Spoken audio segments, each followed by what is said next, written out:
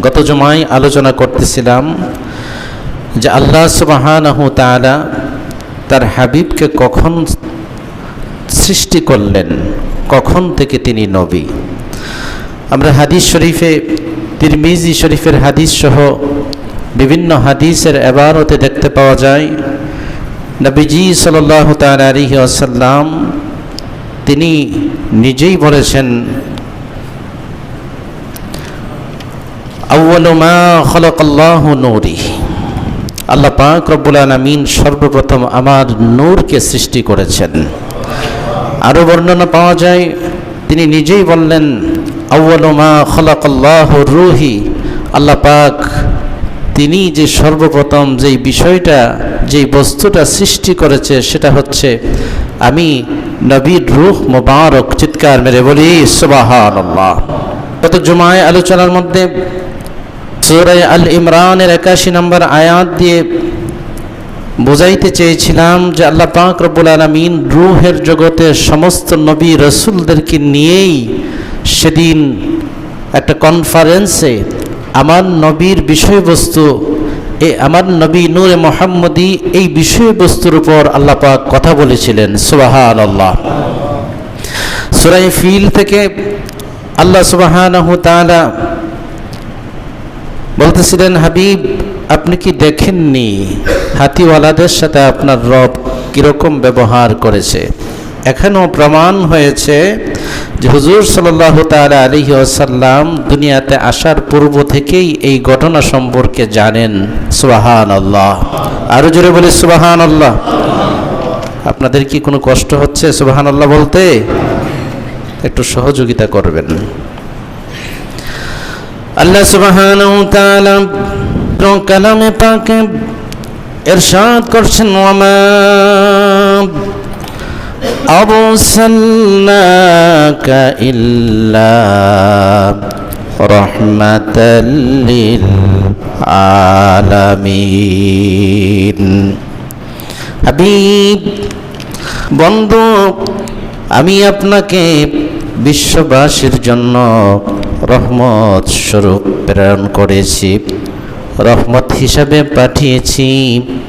তাফসীরের কিতাবে লিখে তিনি এমন নবী, এমন রহমত, তিনি হচ্ছেন কুল কায়নাতের জন্য রহমত। আব্দুল্লাহ ইবনে আব্বাস রাদিয়াল্লাহু তাআলা আনহু তিনি বর্ণনা করেন হুজুর সাল্লাল্লাহু তাআলা আলাইহি ওয়াসাল্লামের রহমতটা কেমন। তিনি বলেন অত্যন্ত ব্যাপক, ঈমানদারদের জন্য তিনি রহমত।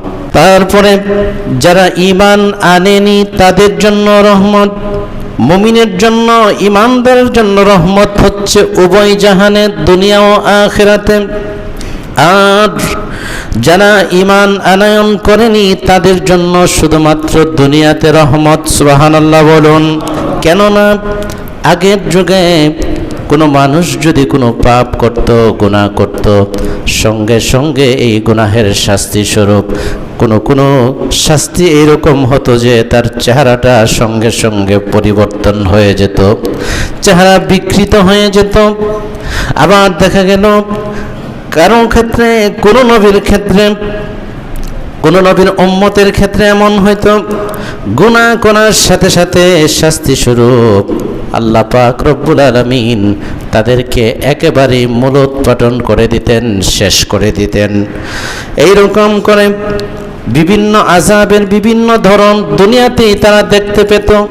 কিন্তু আমার নবীর কারণে আল্লাহ রব্বুল আলামিন দুনিয়াতে এখন মানুষ যত রকমের অন্যায় করে, অপরাধ করে, তাদের সিমটম মানুষ বুঝতে পায় না, তাদের শাস্তিকে আল্লাহ পাক বিলম্ব করেছেন, পরবর্তীতে দিবেন। সাথে সাথে আল্লাহ তার রেজাল্ট দুনিয়াতে দেখান না। এটার একমাত্র ওসিলা হচ্ছে আপনার আমার নবী, নবী মুহাম্মদুর রাসূলুল্লাহ। চিৎকার মেরে বলি সুবহানাল্লাহ। তিনি আরো বর্ণনা করেন এমন একজন নবী,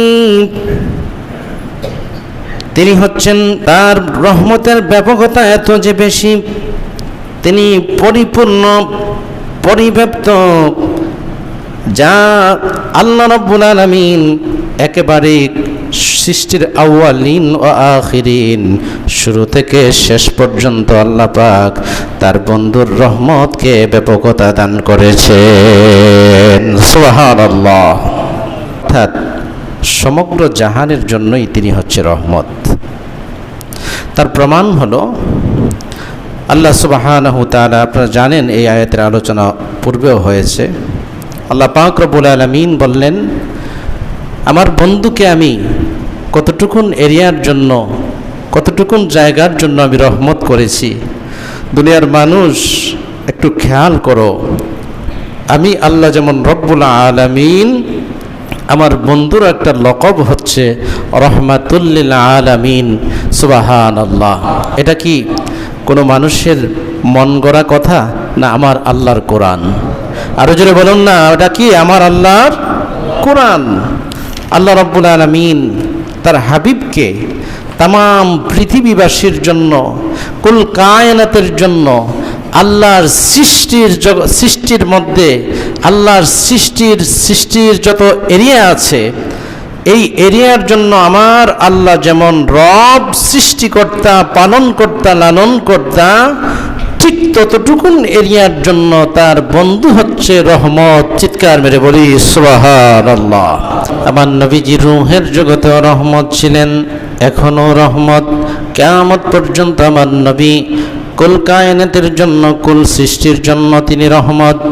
এটা আল্লাহ রব্বুল আলামিন সুস্পষ্ট করেছেন, নির্ধারণ করে দিয়েছেন।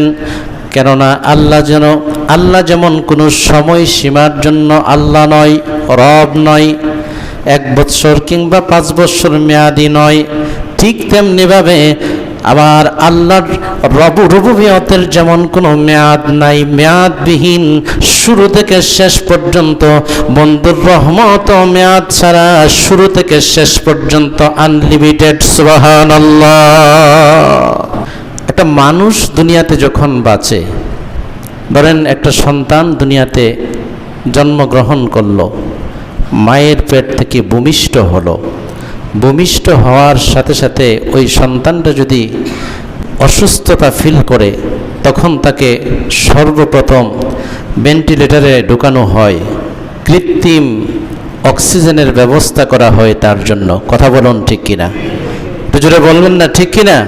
ঠিক। তাহলে বোঝা গেল এই সন্তান দুনিয়াতে আসার আগে, আমি দুনিয়াতে আসার পরে অক্সিজেন তৈরি করা হয় নাই। অক্সিজেনটা আমি আসার পূর্বেই আল্লাহ পাক তৈরি করে রেখেছেন। সুবহানাল্লাহ, সুবহানাল্লাহ। তো মানুষ বাঁচতে গেলে সর্বপ্রথম অক্সিজেনের প্রয়োজন। অক্সিজেনের প্রয়োজন।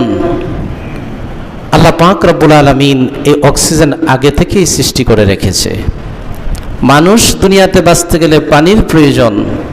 আল্লাহ পাক আগে থেকেই পানি সৃষ্টি করে রেখেছে। মানুষ দুনিয়াতে বাঁচতে গেলে আগুনের প্রয়োজন, বাতাসের প্রয়োজন। আল্লাহ পাক সেই আগুন, পানি, বাতাস মানুষ দুনিয়াতে আসার আগেই আল্লাহ পাক তার ব্যবস্থা রেখেছেন। চিৎকার মেরে বলি সুবহানাল্লাহ। মানুষ দুনিয়াতে আসবে, শস্য ফসল ফলাদির প্রয়োজন। মানুষ দুনিয়াতে এসে 100 বৎসর অপেক্ষা করতে হয়েছে, বিষয়টা এমন নয়। দুনিয়াতে আসার পূর্বেই আমার আল্লাহ তার যত রকমের উপকরণ দরকার সব কিছুর ব্যবস্থা রেখেছেন। ঠিক কিনা? একটু গভীর খেয়াল করুন। এখন আমরা আসলে বাঁচতে গেলে অক্সিজেনের প্রয়োজন। এখন অক্সিজেন সৃষ্টি করেছে আল্লাহ পাক রব্বুল আলামিন দুনিয়াতে আসার আগেই। মানব দুনিয়াতে আসার আগেই, সন্তান মায়ের গর্ভ থেকে ভূমিষ্ঠ হওয়ার পূর্বেই আল্লাহ পাক অক্সিজেন নির্ধারণ করে রেখেছেন, সৃষ্টি করে রেখেছেন। এটা সুস্পষ্ট। সুবহানাল্লাহ, সুবহানাল্লাহ। মুহতারাম হাজিরিন, এখন আমাদেরকে খেয়াল করতে হবে আল্লাহ সুবহানাহু তাআলা সমগ্র জাতির জন্য তার বন্ধুকে রহমত হিসেবে প্রেরণ করেছেন। এবার কার জন্য রহমত? হাদিস শরীফে আসছে নবীজি মানুষের জন্য রহমত, গাছের জন্য রহমত, মাছের জন্য রহমত, আল্লাহর সৃষ্টিতে যা আছে এক কথায় সব কিছুর জন্য রহমত। সুবহানাল্লাহ, আরো জোরে বলি সুবহানাল্লাহ। এখন রহমতের সৃষ্টি আগে হবে না পরে হবে? একটু কঠিন লাগতেছে না? কারণ আগুনের জন্য নবী রহমত, চন্দ্রের জন্য নবী রহমত, সূর্যের জন্য নবী রহমত, কুল কায়নাতের জন্য নবী রহমত। মানুষের জন্য যেমন দুনিয়াতে বাঁচতে গেলে অক্সিজেন মানুষ আসার আগেই আল্লাহ পাক রেখেছেন, পরে নন, ঠিক তেমনিভাবে যতটুকুন এরিয়ার জন্য যা কিছুর জন্য আমার নবী রহমত, তত কিছু সৃষ্টির আগেই আল্লাহ পাক রহমতের ব্যবস্থা রেখেছেন। সুবহানাল্লাহ, আরো জোরে বলি সুবহানাল্লাহ। কথা কি ক্লিয়ার? অর্থাৎ চন্দ্র সৃষ্টির আগে থেকেই রহমতের সৃষ্টি, সূর্য সৃষ্টি আগে থেকেই রহমতের সৃষ্টি, মানব সৃষ্টির আগে থেকেই রহমতের সৃষ্টি, গাছগাছালির সৃষ্টির আগে থেকেই রহমতের সৃষ্টি। কেননা আল্লাহ তো রহমত হিসাবে সৃষ্টি করেছেন তার বন্ধুকে, আর সমস্ত কিছুর জন্যই তিনি রহমত। তো সমস্ত কিছু সৃষ্টি করেই রহমত রাখেন নাই কেন? বাঁচতে গেলে রহমতের প্রয়োজন, রহমতের মুহতাজ। এই জন্য আল্লাহ পাক রহমত সৃষ্টি করে রেখেছেন বহু পূর্বে থেকে। সুবহানাল্লাহ, আর জোরে বলি সুবহানাল্লাহ। তাহলে এখানে প্রমাণিত হলো আল্লাহ রাব্বুল আলামিন পৃথিবীতে যা সৃষ্টি করলেন, আসমান জমিন চন্দ্র সূর্য গ্রহ কলব মানব দানব জিন জাতির যা কিছু আল্লাহ সৃষ্টি করেছেন, সব কিছুর আগে আল্লাহ বলেন ওয়ামা আরসালনাকা ইল্লা রাহমাতাল লিল আলামিন। সব কিছু সৃষ্টির পূর্বে আমি যেমন রব, আমার বন্ধুকেও রহমত হিসেবে আমি নির্ধারণ করেছি, সৃষ্টি করেছি। চিৎকার করে বলি সুবহানাল্লাহ। তাহলে এই আয়াত দ্বারা প্রমাণিত হলো আমার আল্লাহ রাব্বুল আলামিন তার হাবিবকে সব কিছুর আগেই সৃষ্টি করেছেন। সুবহানাল্লাহ। এবার দ্বিতীয় নম্বরে আসুন, আল্লাহ রাব্বুল আলামিন কোরআনুল কারীমে তিনি ঘোষণা করতেছেন, হাবিব আপনি বলুন, কুল ইন্না সালাতি ওয়া নুসুকি ওয়া মাহইয়ায়া ওয়া মামাতি লিল্লাহি রাব্বিল আলামিন লা শারীকা লাহু ওয়া বিযালিকা উমিরতু ওয়া আনা আউয়ালুল মুসলিমিন। আল্লাহ রাব্বুল আলামিন বললেন, হাবিব আপনি বলুন, নিঃসন্দেহে আমার নামাজ, আমার কুরবানি সমূহ, আমার জীবন, আমার মরণ, যা কিছু আছে সব কিছুই একমাত্র তুমি আল্লাহর জন্য। সুবহানাল্লাহ, লিল্লাহি রাব্বিল আলামিন, সব কিছু তোমার জন্য। তারপরে আয়াতে বলতেছেন লা শারীকা লাহু ওয়া বিযালিকা উমিরতু ওয়া আনা আউয়ালুল মুসলিমিন। আর কোনো শরীক নেই, আমার প্রতি এটাই হুকুম হয়েছে যে আল্লাহ রাব্বুল আলামিন যা সৃষ্টি করেছে তার কোনো শরীক নাই, এই কথাটাও আল্লাহর হাবিব ঘোষণা করেছেন, এবং আমি সর্বপ্রথম আত্মসমর্পণকারী। চিৎকার করে বলি সুবহানাল্লাহ। এখানে এই বিষয়টার এই আয়াতের শেষ অংশে আল্লাহ বলেছেন ওয়া আনা আউয়ালুল মুসলিমিন, আমার নবী সাক্ষ্য দিচ্ছেন। এটা কি আল্লাহ কোরআনে পাকের কথা? এটা কিসে আছে? কোরআনে পাকে আল্লাহ পাক উল্লেখ করতেছেন যে হাবিব আপনি বলুন, নিঃসন্দেহে আমার নামাজ, আমার কুরবানি, আমার জীবন, আমার মরণ, যা কিছু আছে, অল এভরিথিং, সব কিছু তোমারই জন্য। আমার মরণটাও তোমার জন্য, আমার বাঁচাও তোমার জন্য, আমার ইবাদত তোমার জন্য, আমি যে কুরবানি করি সেটাও তোমার জন্য। অর্থাৎ এক কথায় যা আছে সব কিছু তোমার জন্য। সুবহানাল্লাহ। এবং বলতেছেন তোমার কোনো শরীক নাই। আল্লাহ রাব্বুল আলামিন তিনি কারো কাছ থেকে জন্ম নেননি, তার কোনো শরীক নেই। আল্লাহ রাব্বুল আলামিনকে তার হাবিব আরও বলতেছেন ওয়া আনা আউয়ালুল মুসলিমিন, এবং আমি প্রথম আত্মসমর্পণকারী। আমরা অনেকে মনে করি মুসলিমিন মানে হচ্ছে ইসলাম মানে শান্তি, ইসলাম শান্তির ধর্ম।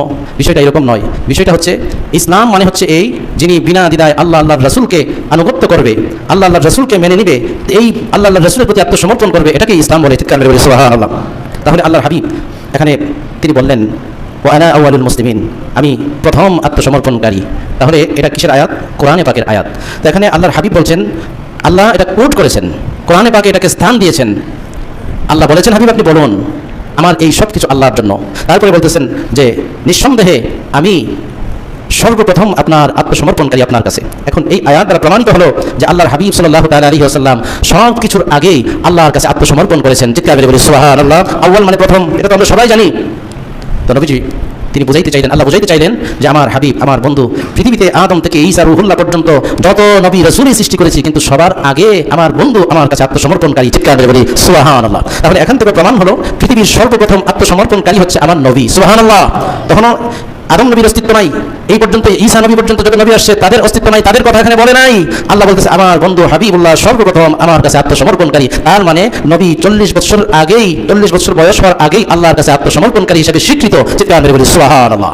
এখন যদি কেউ বলে যে 40 বছরের আগে নবী ছিলেন না, এমনকি কোন ধর্মে ছিলেন, এই ধরনের প্রশ্ন আসছে, আস্তাগফিরুল্লাহ, ইমান বিধ্বংসী প্রশ্ন। তাহলে নবীজিকে আল্লাহ পাক রব্বুল আলামিন 40 বছর বয়সে এখান থেকে ধরে এনে নবী বানায়া দেন নাই। আল্লাহ শুধু নবী নয়, আমাদের নবী নয়, যত নবী আল্লাহ পাক সিলেক্টেড করেছেন নবী রাসূল বানাবেন, তাদের সকলকে বানিয়েছেন ওইভাবে, তাদেরকে রেখেছেন ওইভাবে, তাদেরকে সিস্টেম অনুযায়ী আল্লাহ পাক দুনিয়াতে প্রেরণ করেছেন একজনের পর একজন নির্দিষ্ট মেয়াদের পরে। চিৎকার করে বলি সুবহানাল্লাহ। আমার নবী হচ্ছে আউয়ালিন ও আখিরিন, তিনি সর্বপ্রথম এবং সর্বশেষ, খাতামুন নবী। সুবহানাল্লাহ।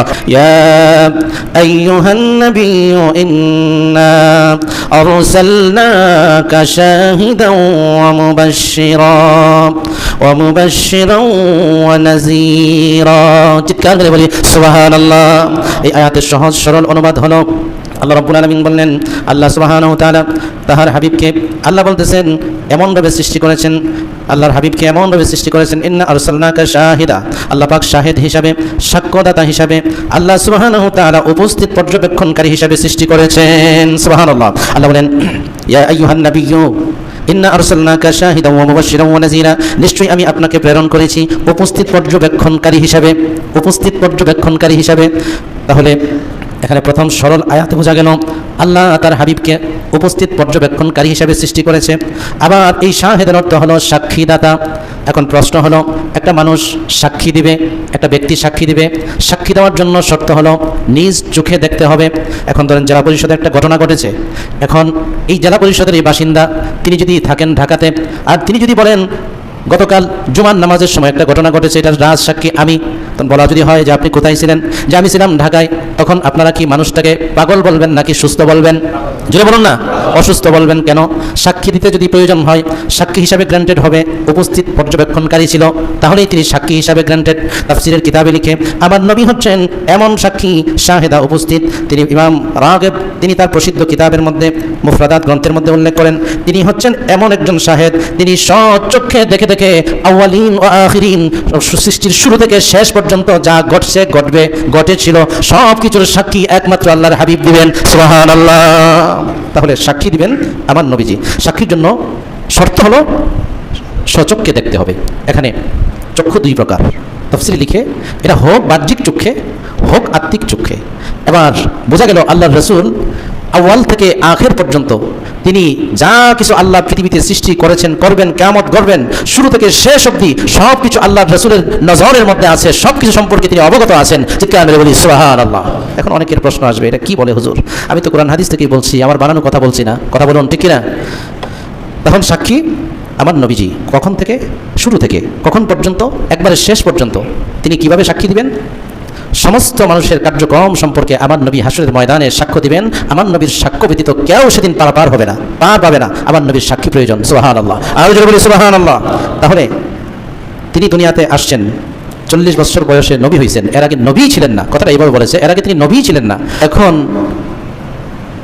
যদি 40 বছর বয়সে তিনি নবী হতেন, তাহলে আল্লাহ বলতেছেন, মুফাসসিররা বলতেছেন যে তিনি আউয়াল থেকে আখির পর্যন্ত সব কিছুর জন্য সাক্ষী দিবে। তাহলে পূর্বের যা ঘটছে এগুলোর জন্য কিভাবে সাক্ষী দিবে? তাহলে এখান থেকেও প্রমাণিত হয় আল্লাহর হাবিব তিনি পূর্ব থেকেই নবী ছিলেন এবং পূর্ব থেকেই নবুয়াতের নজর দিয়ে তিনি সব কিছু পর্যবেক্ষণ করছেন। কেননা আল্লাহ বলছেন, শাহিদান ওয়া মুবাশশিরান ওয়া নাযীরা, আমি আল্লাহ আমার হাবিবকে প্রত্যক্ষ সাক্ষী হিসাবে, পর্যবেক্ষণকারী হিসাবে সৃষ্টি করেছি। চিৎকার মেরে বলি সুবহানাল্লাহ।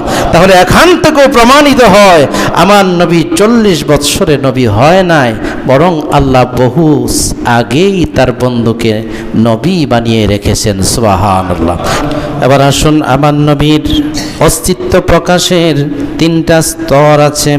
প্রথম নম্বর স্তর হলো খিলকতের নূরে মুহাম্মদী, অর্থাৎ সৃষ্টির পর্যায়ে, ওই পূর্বে সৃষ্টিগত অবস্থায় সৃষ্টির পর্যায়কে খিলকতের নূরে মুহাম্মদী অর্থাৎ নূরে মুহাম্মদীর সৃষ্টির পর্যায়কে বলা হয়। দ্বিতীয় নম্বর অস্তিত্ব প্রকাশের ধাপ হলো বেলাদতে নূরে মুহাম্মদী, যেদিন আমার নবীজি দুনিয়াতে তাশরিফ এনেছেন, ওই সময়ও নবুয়তের প্রকাশ ঘটেছিল। চিৎকার মেরে বলি সুবহানাল্লাহ। আর সর্বশেষ যেই ঘটনাটা নিয়ে এখন বর্তমান মানুষ এটা ভুল বোঝার মধ্যে রয়েছে, ভুলের মধ্যে রয়েছে। কেউ কেউ বলে 40 বছর বয়সে নবী হয়েছেন, কেননা 40 বছর বয়সেই তো তিনার উপর আমার আল্লাহ কোরআন নাজিল করেছেন, এই জন্য তিনি 40 বছর বয়সে নবী হয়েছেন। না, হযরত ঈসা আলাইহিস সালাতু ওয়াস সালাম ইনজিল নাজিল হয়েছিল। মানুষ যখন অপবাদ দেওয়া আরম্ভ করলো, তখন ঈসা আলাইহিস সালাতু ওয়াস সালাম জবান দিয়ে বললেন, আমার মায়ের ব্যাপারে মিথ্যা রূপ করিও না, খবরদার, আমার মা নির্দোষ। চিৎকার মেরে বলি সুবহানাল্লাহ। 40 বছর বয়স লাগে নাই, ঈসা নবী 4 ঘন্টা বয়সেই তিনি তার উপর ওহী নাজিল হয়েছে, জবান দিয়ে কথা বলেছে। চিৎকার মেরে বলুন না সুবহানাল্লাহ। আমার নবী কি ঈসা নবীর চেয়ে একটু পাওয়ারফুল, নাকি ঈসা নবীর চেয়ে আরো মর্যাদার দিক দিয়ে একটু নিচে? বলেন না। ঈসা নবী তো দরখাস্তই করলো, আল্লাহ নবুয়ত লাগবে না, নবুয়তের দরকার নাই, নবুয়ত দিয়ে আমি কি করব? যদি ওই বন্ধু নবীর উম্মত হতে পারি, এটাই নবুয়তের চেয়ে এটা শ্রেষ্ঠ, আমার জন্য বেহতর। সুবহানাল্লাহ। আরো জোরে বলি সুবহানাল্লাহ। জানি না কেমনে বুঝে আসবে, আর জানি না কেমনে এই উদ্ভট কথাগুলি মানুষকে বলে মিসগাইড করা হচ্ছে। মুহতারাম হাজিরিন, এবার 40 বছর বয়সে যেটা ঘটছে সেটা হচ্ছে, ধরুন আপনাদের এদিকে ইউপি নির্বাচন হয়। ইউপি নির্বাচন হওয়ার পরে নির্বাচনের দিন একজন চেয়ারম্যান ভোটে জয়ী হলে ওই দিন থেকেই সে চেয়ারম্যান হয়ে থাকে। কথা বলুন ঠিক কিনা? যেই দিন নির্বাচনে তিনি জয়লাভ করলেন সেদিন থেকেই তো তিনি চেয়ারম্যান। এতে কোনো সন্দেহ আছে? তিনি কি সাথে সাথেই তার চেয়ারে বসতে পারে? কিছু সিস্টেম আছে না? সিস্টেম হলো যে ওনার পূর্বে যিনি ছিল, তিনার নির্দিষ্ট একটা মেয়াদ শেষে ওখানে শপথ গ্রহণ করবে, তারপরে তার চেয়ারে বসবে। তার মানে এই 1 মাস সময় হোক কিংবা 2 মাস সময় হোক, 15 দিন সময় হোক, এর পরে তিনি চেয়ারম্যান হন নাই, চেয়ারম্যান হয়েছে ওই নির্বাচনের দিনই। কথা বলুন ঠিক কিনা? তো আল্লাহ সুবহানাহু তাআলা তার হাবিবকে ওই দুনিয়া সৃষ্টির আগে থেকেই রাসূল এবং নবী হিসেবে আল্লাহ সিলেক্টেড করে রেখেছেন। শুধু তিনাকে নয়, বরং আল্লাহর সৃষ্টিতে যত নবী রাসূল ছিলেন সকলকেই আগে থেকেই সিলেক্টেড করে রেখেছে। পর্যায়ক্রমে একজন, তারপরে আরেকজন, তারপরে আরেকজন, তারপরে আরেকজন, এভাবে আল্লাহ পাক প্রেরণ করেছেন। আর আল্লাহ সিস্টেম অনুযায়ী সিদ্ধান্ত নিলেন আমার নবীকে শেষ নবী বানায়া পাঠাইব। চিৎকার মেরে বলি না সুবহানাল্লাহ। খাতামুন নবীন বানিয়ে পাঠাবেন। এই জন্য আল্লাহ সৃষ্টি করেছেন নবী হিসাবে আগে, পাঠিয়েছেন পরে। আর 40 বৎসরে নবীজিকে গেজেট পাস করে নবুয়তটা প্রকাশ করে কিছু বিধিনিষেধ দায় দায়িত্ব পালন করার নির্দেশ আল্লাহ পাক দিয়েছেন। সুবহানাল্লাহ। 40 বছরের নবী হয় নাই, 40 বছরের নবুয়তটাকে গেজেট আকারে আল্লাহ পাক প্রকাশ করেছেন। সুবহানাল্লাহ। আর জোরে বলি সুবহানাল্লাহ।